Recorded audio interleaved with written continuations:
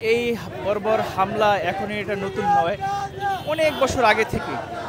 আমার কাছে যেটা ব্যক্তিগতভাবে মনে হয় যে ইসরায়েলি যে পণ্যটি আছে সেই পণ্যগুলো সারা বিশ্বে এত সমাদৃত এবং সবাই এটাকে এত ভালোভাবে অ্যাকসেপ্ট করে নিয়েছে।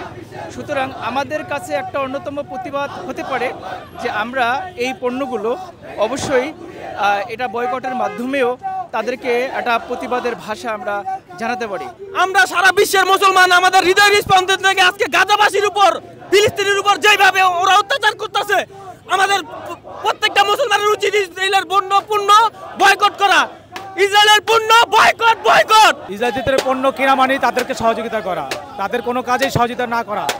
এর জন্য আমাদের ঐক্যবদ্ধ হওয়া, পৃথিবীর সমস্ত মুসলমানদের ঐক্যবদ্ধ হওয়া, তাদের জিনিস বয়কট করা, ইসরায়েলের পণ্য বয়কট করা, তাহলে তাদেরকে প্রতিহত করা যাবে। ইসরায়েলের পণ্য বয়কট করা এখনই আমাদের সময়, কেননা আমাদের মা বোনদের রক্ত যেভাবে ইসরায়েলে ঝরাচ্ছে, এখানে আমাদের মনে হচ্ছে এখনো যদি আমরা ইসরায়েলি পণ্য ব্যবহার করি তবে আমাদের রক্ত বৃথা যাবে, আমাদের মুসলিম ভাইদের রক্ত বৃথা যাবে।